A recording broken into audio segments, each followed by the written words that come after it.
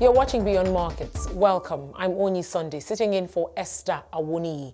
Today on the show, we explore ways to improve China-Africa relations. Don't forget, you can join the conversation using the hashtag Beyond Markets. Follow me at Onyi Sunday and Esther at Esther Ugudaga.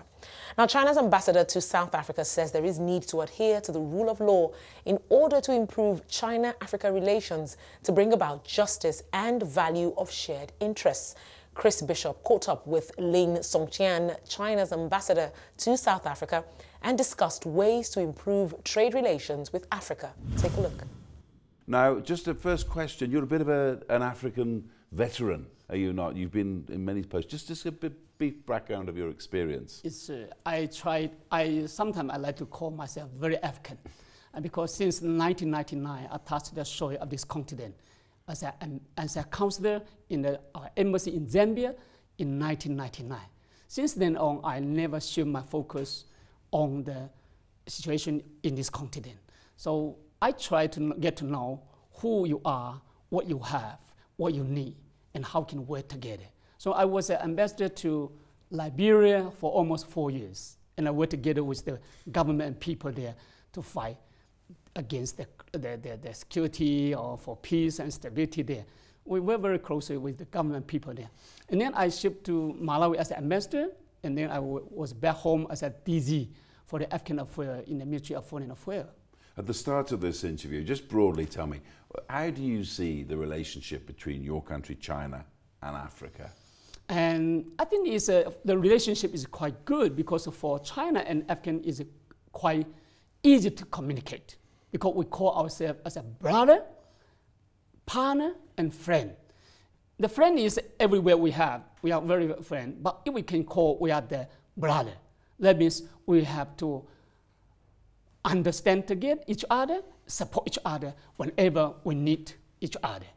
And that is the relationship is quite, now it's almost come to just be among the family, the member of the family. So it's easy, very easy for us to communicate. We have no difficult, no enemy in this continent or in the world.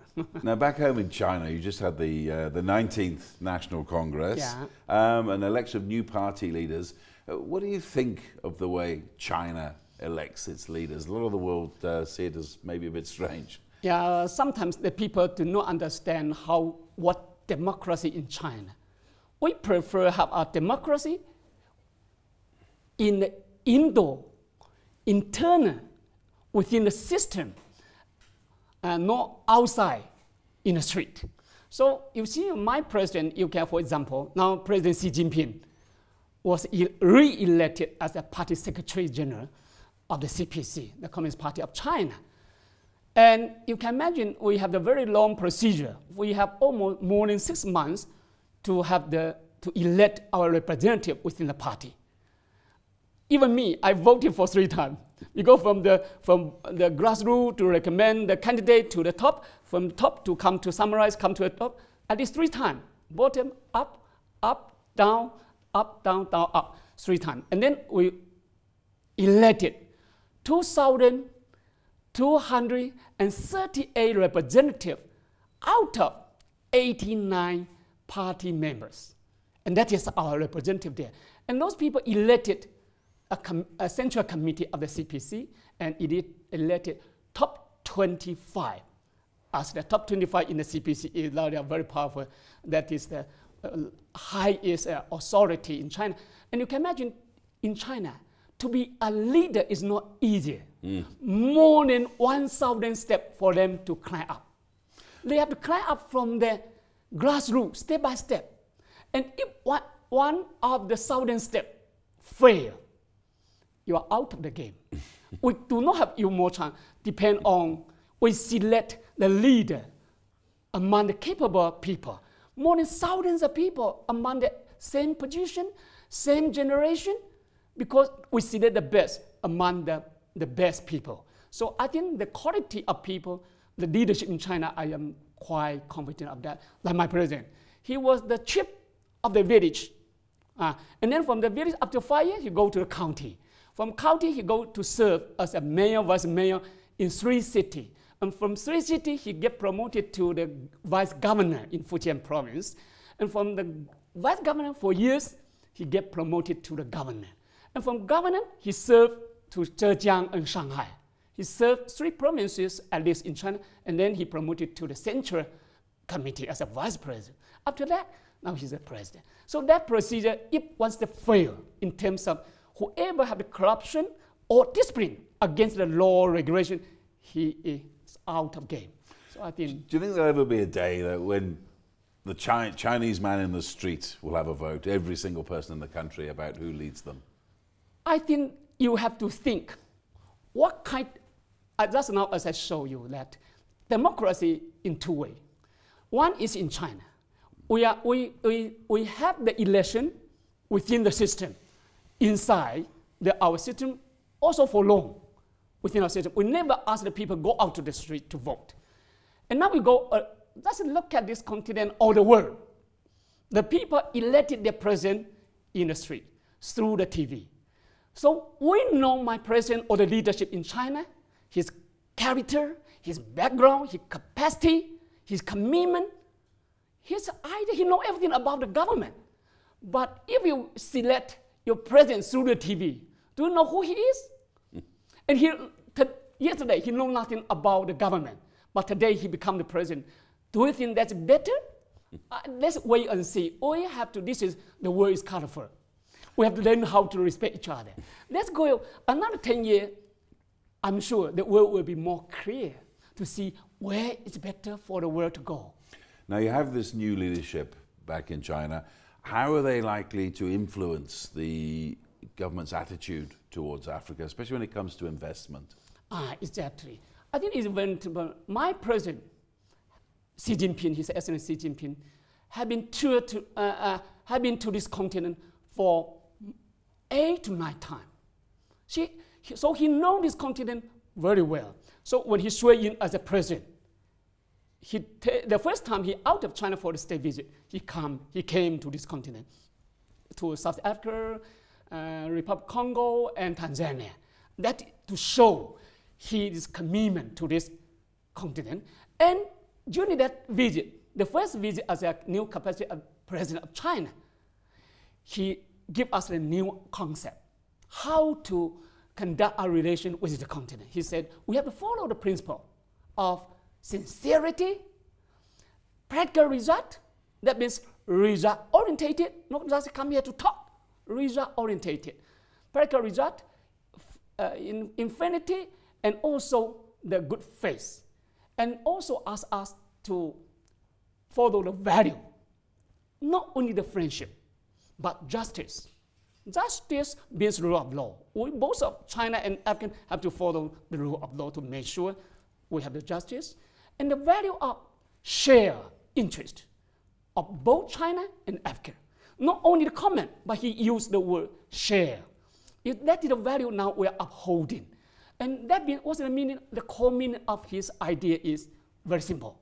To combine the Chinese development together with the African development to see the win-win cooperation for common development.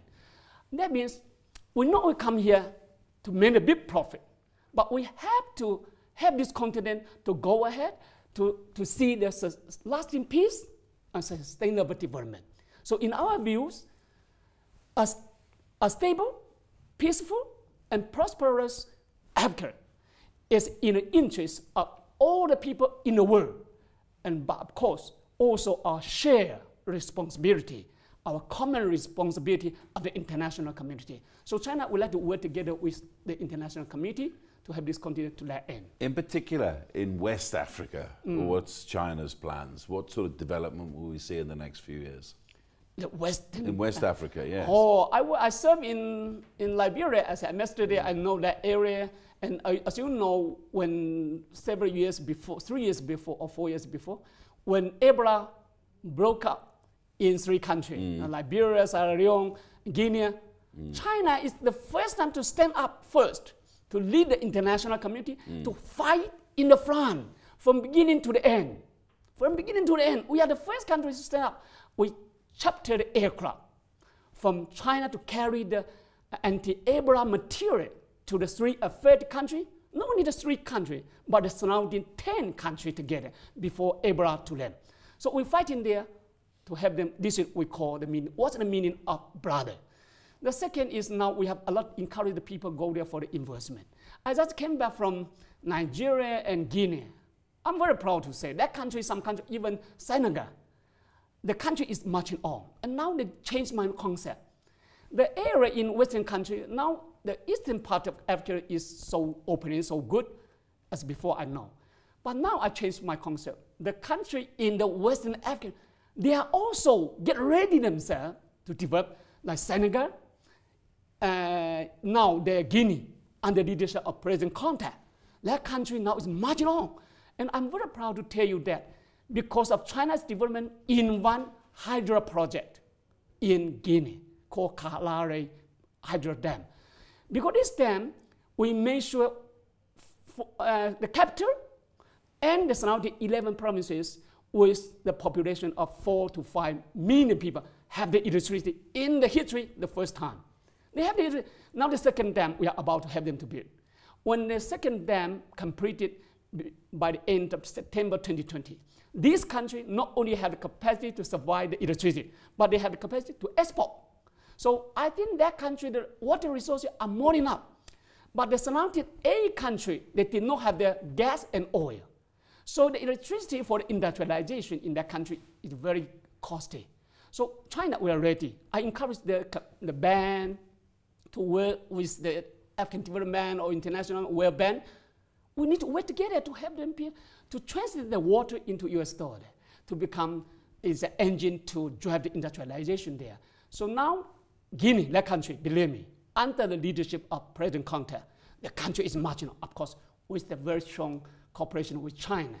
And Nigeria, I'm very proud to tell you that that country also give me a different idea. Now, the new leadership, I'm so happy about to see. They already draw more than 27 billion US dollar in that country from China, either by law or investment. Another more than 22 billion US dollar already signed to be implemented. And that was Lin Songtian, Chinese ambassador to South Africa.